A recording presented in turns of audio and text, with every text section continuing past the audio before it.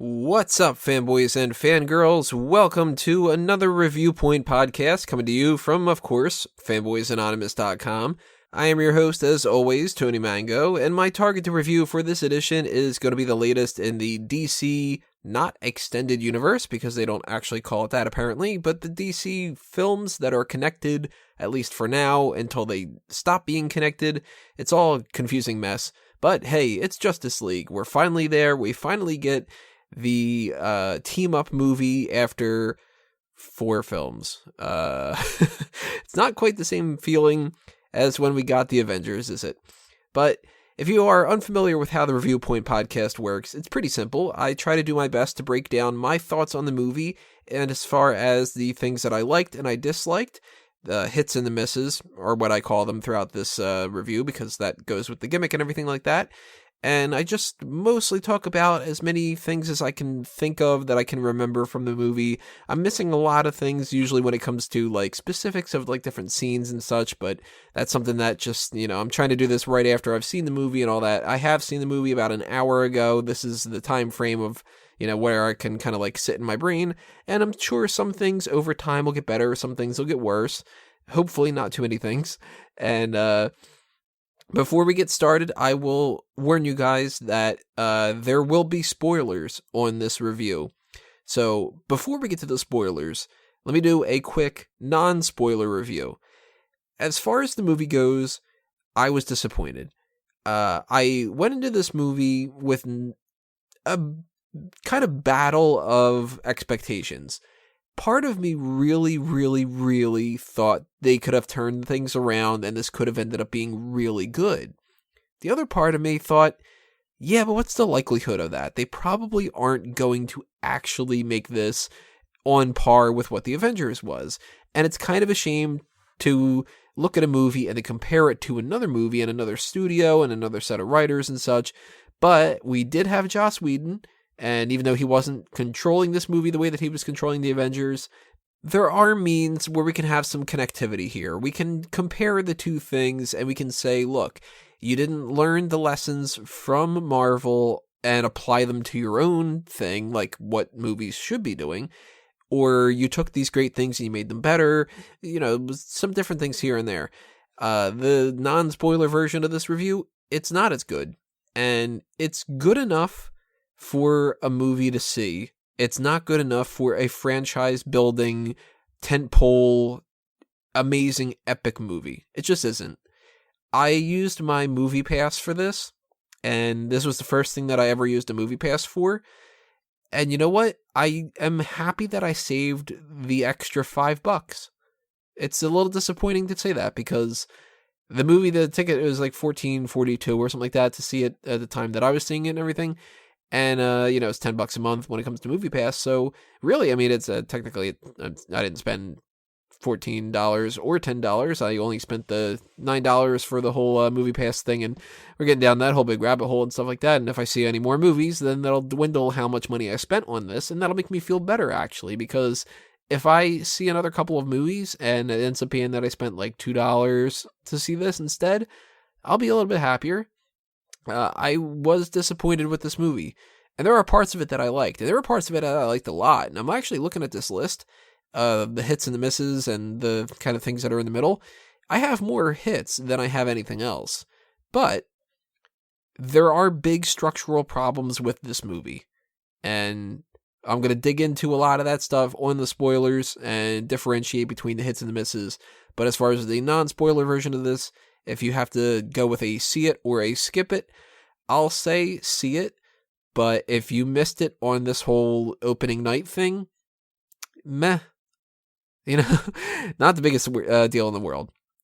So now is where the warning comes up. Spoilers for the rest of this whole review. If you have not seen the movie yet and you don't want to know what happens, bookmark this, watch the movie, come back and check it out later.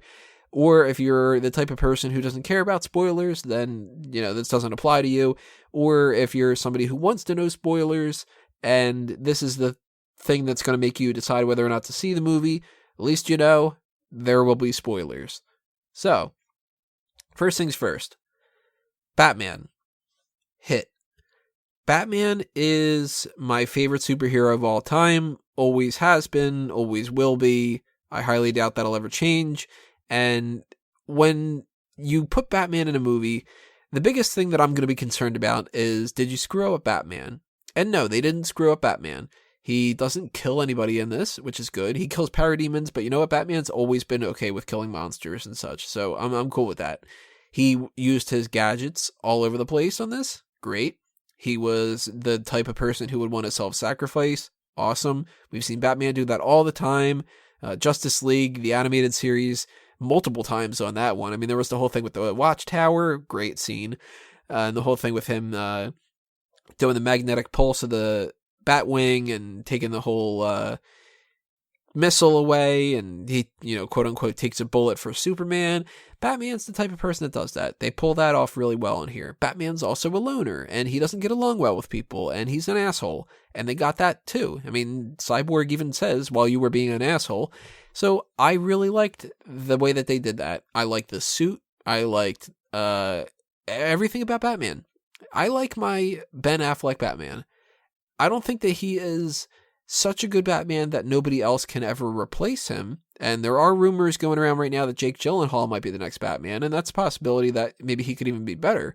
But I do like Ben Affleck as Batman, and I don't want to see him leave unless he doesn't want to do it. And if he doesn't want to do it, and we end up getting like a Jennifer Lawrence Mystique situation where you can tell that they're phoning it in, then I would rather him leave, unless our, replacement is even worse, but I don't think that's necessarily going to be the case.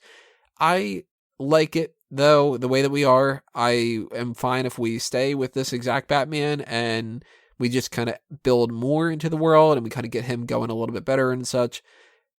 That's a hit. Gal Gadot, rock solid as Wonder Woman.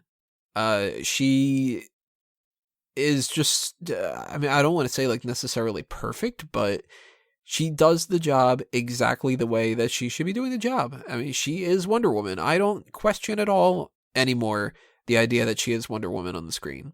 She pulls it off. She gets the grace behind it. She gets the warrior attitude. Big fan of her pulling off this character. One miss when it comes to Wonder Woman, though. Why was her introduction pretty much only focusing on her speed? I mean, this was like her speed alone. I mean, this part in this movie that introduces her, which you've seen in some of the trailers where she's fighting people in what looks like a bank, and it is a bank. She is just going through and blocking bullets left and right, and everything's in slow motion. And it makes me wonder, shouldn't that be more suited for the Flash? It felt so strange, and I really don't understand why they would have... I mean, you have to have a scene introducing her. You had your scene introducing Batman, which, oddly enough, this actor, I had to look up his name, Holt McCallany, I'm assuming McCallany. Just a random thug at the beginning? It felt really weird. That's one of my misses. That guy's been in a bunch of different things, Fight Club and such, and to bring him in there and he's just some guy, I mean, I kind of wanted him to maybe be one of those, like, D-list Batman villains or something. That would have been kind of cool. Kind of like what we did with KG Beast in Batman v Superman. But whatever, that's another side thing. That's a miss on its own. But Batman has his introduction. He's being Batman. He tries to take down the Parademon. The Parademon explodes. That's cool. That reminds me a little bit of the Justice League Doom. And that was a nice little nod and such. Wonder Woman's, though, shouldn't you have been focusing more on her power or her grace or, I don't know, anything other than her speed? Like this, it was all about her speed, which was really strange. I just don't understand that at all. Anyway, Gal Gadot as Wonder Woman. She's a major hit, that's for sure. You could say I would hit that, and there's your sexist joke of the night. Which, by the way, is something that is a hit when it comes to, I'll have to admit, I'm a guy, so it's a hit, but it was oddly something that was like almost a little bit unsettling, was how they had maybe like 4 or 5 shots in the movie that felt like they were, like the camera was on the ground specifically to get an ass shot for her, for Gal Gadot, and I don't know if that was planned or not, or if it's just through my mindset, I'm filtering that out, but I wasn't the only one that noticed it too. About a bunch of, I bought a ticket for 9 of my friends, or 10 of my friends, And with the 11 of us, we all said, oh yeah, we totally noticed that. So it wasn't just me. So don't blame me on that one. One of my friends pointed out the idea that Wonder Woman goes through this whole movie pointing about the whole like feminist icon type of thing, and then the next one she's multiple times referred to as like kind of like a sex symbol sort of thing, and that didn't seem a little bit too weird for me, but something else to just pay attention to. Oddly enough, Cyborg was a hit, and that is a huge surprise to me because I have never liked the Cyborg character for anything other than a member of the Teen Titans. To me, Cyborg is a character, this is going to sound controversial, but I think it's just the truth of the matter. Cyborg is not a main Justice League character, and I feel like they've been boosting him over the past bunch of years because he happens to be a black superhero. And I have no problem with the fact of, like, if they would have said, like, okay, well, you need to go with Jon Stewart and put Green Lantern in the movie. I think Hal Jordan works better, but you know what? There's a little bit of a justification behind a Jon Stewart. Cool. Why not? I think that diversifying different movie roles is great. I have no problem with, like, the whole idea of Aquaman being this Polynesian guy, because Aquaman, another major hit. But Cyborg is not the type of character that I ever thought was really all that necessary. And for him to be boosted up into the main Justice League a bunch of years ago, it felt like it was a PR move. In this movie, he feels like he belongs. And they did it much better than I've seen them do in almost any other incarnation of that. So I like that a lot.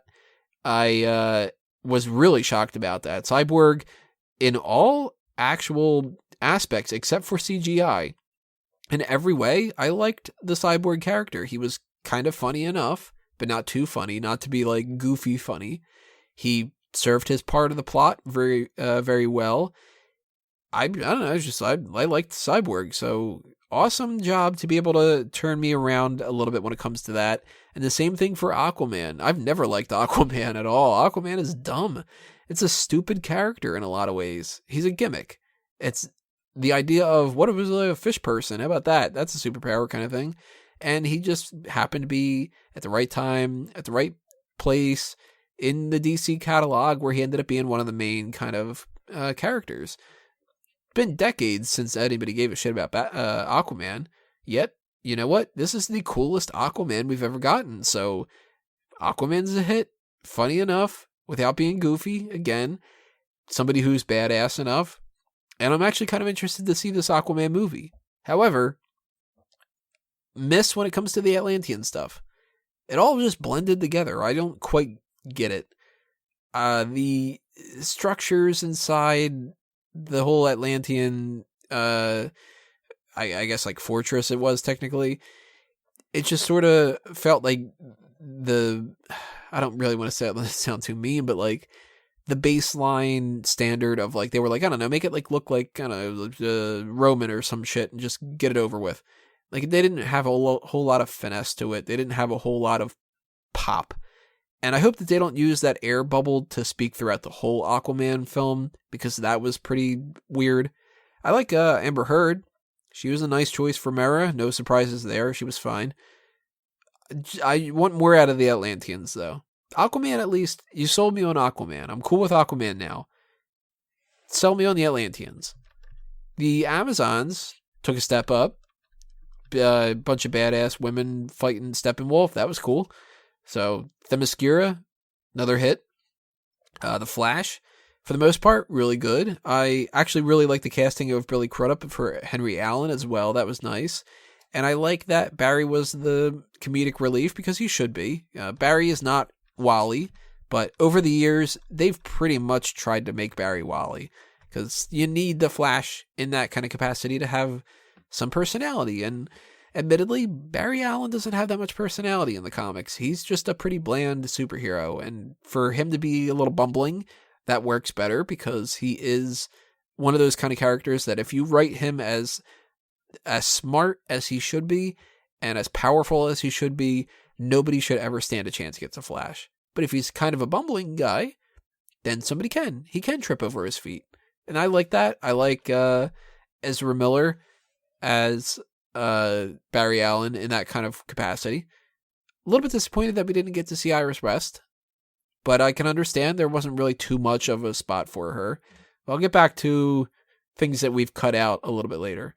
Another hit for me is Lois Lane. She played exactly the right part that she should, no more, no less. She shouldn't have been a main focal point, but she was the thing that could bring Clark back, and that's exactly what Lois's role should be in the movie. She did a little bit of structure here and there for a couple other scenes, but she wasn't supposed to be the one fighting Steppenwolf. And if anybody complains about it and saying like, well, she should have helped out with the plot or something like that, she did. She helped get Superman back. And even though she didn't, do the whole actual resurrection thing, she was the emotional core that grounded him back into reality. Exactly how I would have written Lois Lane into this movie. So, awesome. Big hit when it comes to that. Jeremy Irons as Alfred. Really good again. No surprises there. Also, nice quip about, it was like people going on a date or whatever it was. It escapes me now off the top of my head. J.K. Simmons is Commissioner Gordon. I'm digging that too. I love the idea of Deathstroke at the end, even though Lex Luthor is still lame, and I really was hoping that they would have done something where they would have recasted him or something, but okay, I guess we're sticking with Jesse Eisenberg. Also, and another really, really good thing, Green Lantern. But the note that I wrote down earlier, which was about less than an hour ago, where I was just sort of like, all right, let me write down all my notes ahead of time, is, yo, Green Lantern. Oh, no Green Lantern. I really am happy that they put a Green Lantern in the original fight with Steppenwolf. That was a necessary thing. You needed at least some kind of Green Lantern reference. I am disappointed that we didn't get a Green Lantern, though. And I'm disappointed that we didn't get at least some kind of a call to the idea of, like, maybe Hal Jordan was elsewhere or, something like that. I don't know. Maybe in a deleted scene. At the very least, they put a Green Lantern in the movie, so I like that. But now we got to start talking about some of the things that I didn't like. I'm on the fence as far as Superman. I love how they brought him back.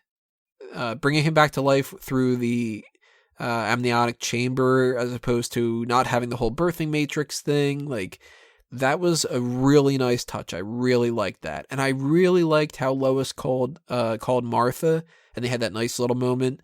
But what was weird was I felt like there were lines that were cut from that scene, and the conversation just jumped around a lot. But that, again, that was like the entire movie. Everything felt like it was like kind of just jumping around and no like seams to hold it together and stuff. But Superman in this movie felt strange to me. Like, they needed to do this with the movie where he was taken out of the equation for the majority of it, because you can't have Superman be that powerful and not just beat the shit out of Steppenwolf. However, when they brought him back, I mean, it felt like if you're playing sports, right? Doesn't matter what type of sport it is, but let's just go with football. And you win a game, but you win it knowing that you could have done better. That's how I feel with the majority of this movie, and Superman is one of the main reasons why. Not one of the main reasons why, as far as he was like some character that really took everything apart and everything like that. No, more so the way that they handled Superman didn't feel up to par, and that is indicative of the entire movie. If you are playing football and you do win, you're expecting to win with touchdowns. But you can theoretically win with safeties, and you can win with just field goals. And wouldn't it feel weird if you won the Super Bowl just because you did 20 field goals in a row and the other team didn't do anything? That's how I kind of feel with this movie, and that's how I feel with Justice League's handling of Superman, where they pulled off what they pulled off, and it is a good representation of Superman, but it's not a great one. And it should have been a great one. And it could have been a great one, but it wasn't. And that's what's really disappointing about that. They have the material to pull that off. They've spent more time building up Superman than any other character in this movie. Yet, he felt lacking.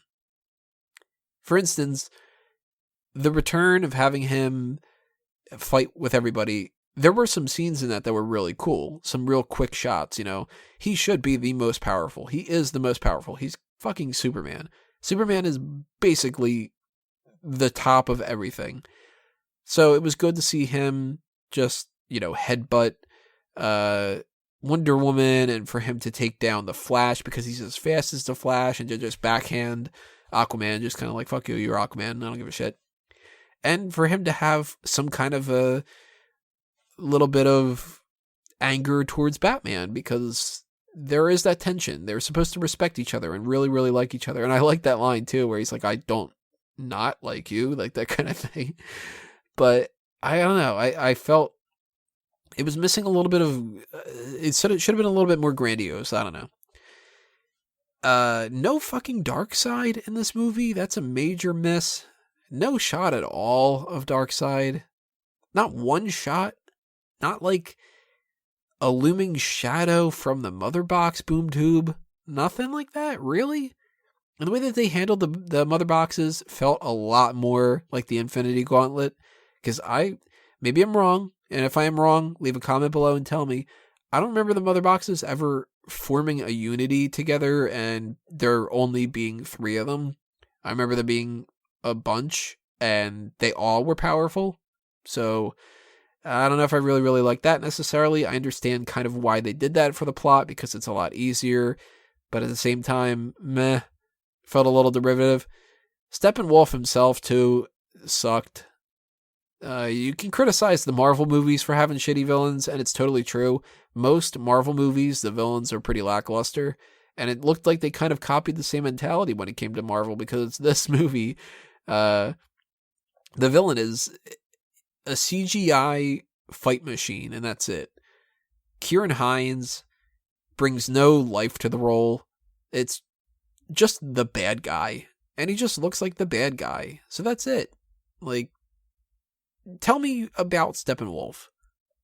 Give me something to bite into, By the end of this movie, nobody's going to know who the hell Steppenwolf is. The people that don't know DC ahead of time, like, I knew Steppenwolf at least a little bit through the Justice League cartoon and through some comics here and there. I am not going to be able to say, like, oh, well, in this issue, Steppenwolf is whatever. I don't know the comics that much, but I do know at least a little bit of Steppenwolf. I've done a little bit of my research and such, and sure, he's Steppenwolf. Like, he is a military general guy who works underneath Darkseid, but that's it. And the character doesn't have too much to go on other than that. But just because the source material doesn't have that too much to go on doesn't mean that they can't fill it in. And he's just bland. So I would have rather had a different villain. I think that maybe it would have been a better idea to go with Brainiac first and to do something with the last Son of Krypton instead of doing the mother boxes. Maybe the mother boxes could have been a part of that. Maybe the mother boxes are built through the same type of technology that Brainiac is in. I don't know. I probably would have gone that route. If they don't go with Brainiac in the future, and I mean the brain interactive construct, not the green alien dude. That's fucking dumb.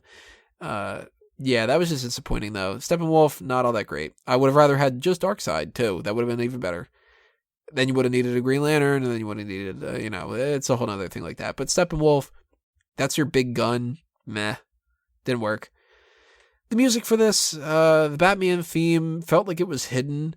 So I was disappointed with that. I really wanted to, ba-da-da-da-da, like a real good scene that was just sort of like fucking triumphant, because the Avengers movies, when you bring the Avengers theme in, that makes you feel like, wow, this is powerful. Didn't get it with anything in this movie. Nothing stood out at all. The music was as bland as it could have been. And I hate it when they do that with these movies. Some of the Marvel movies do it too. And it seems like it's a plague on most superhero movies where the themes are just like, it's background temp music almost. And they need to, go back to when things were bigger. Give me a theme for everybody. When you had that little pop of the Wonder Woman theme, that made me happy. The old Superman theme, didn't hear it at all.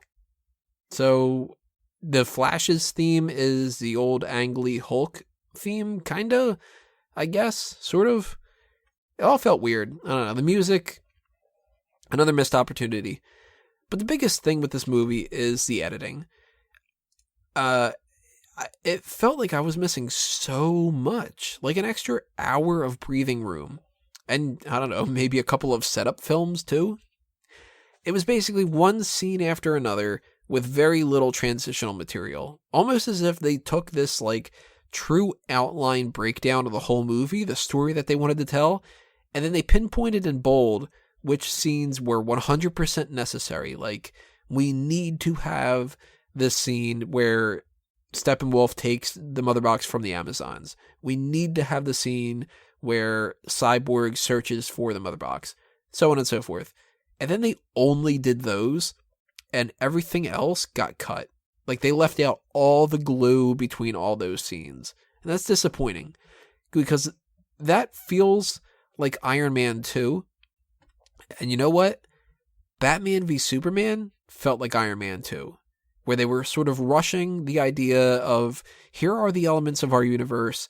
We really just want to skip a little bit. Go with us. We promise we'll fill in the gaps later. Eventually, Marvel did.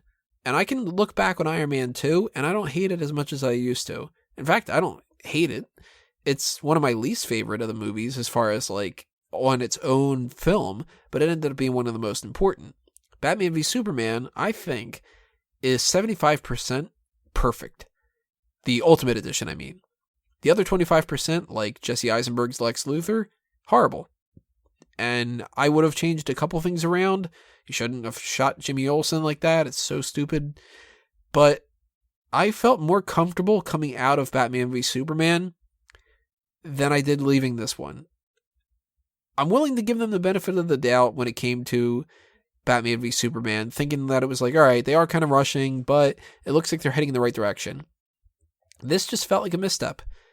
I still say, if you have to go with a see it or a skip it kind of review, you should see it, but I'm disappointed. And at this point, I actually do sort of want the Flashpoint movie to reset some things, but the problem isn't so much the in-universe stuff, it's the mentality by which the team itself is working on their movies.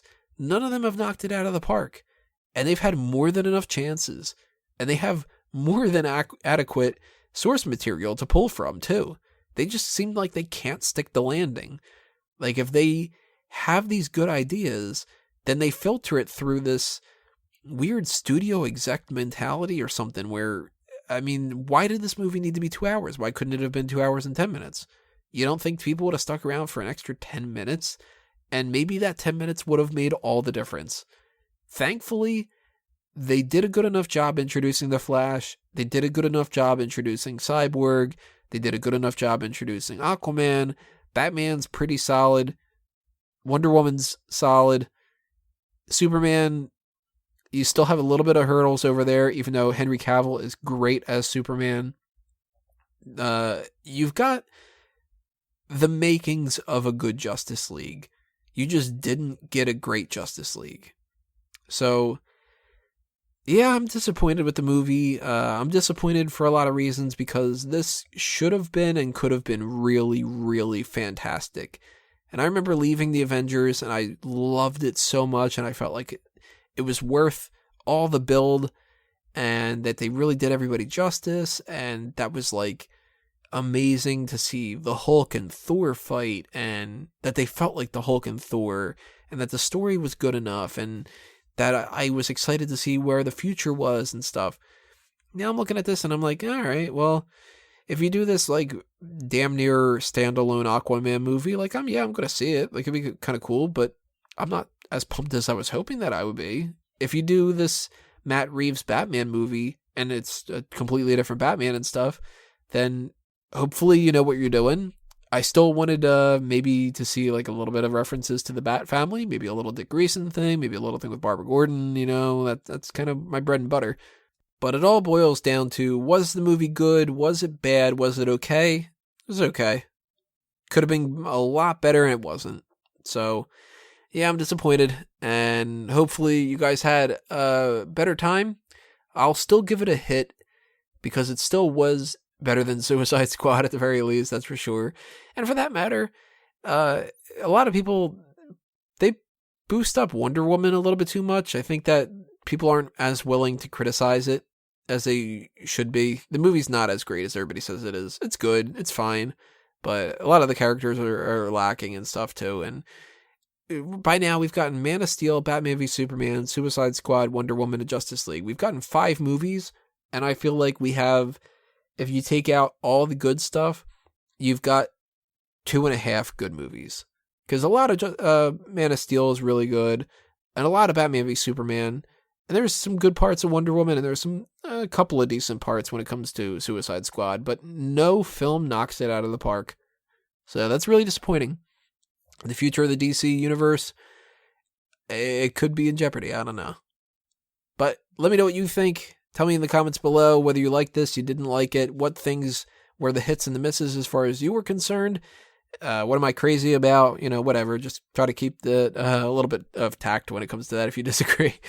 And the next thing that you guys are going to be hearing me review is going to be The Punisher, which it's around like 1:30 in the morning when I'm recording this now, which means that at the very least, you'll be seeing it by the end of the day because this is going to start in about another hour and a half. I'm going to have to start going through all that. So stay tuned to the channel for that. If you want to be aware of when that video comes out, subscribe, hit that button right there, and also check off that bell and that you want to receive notifications.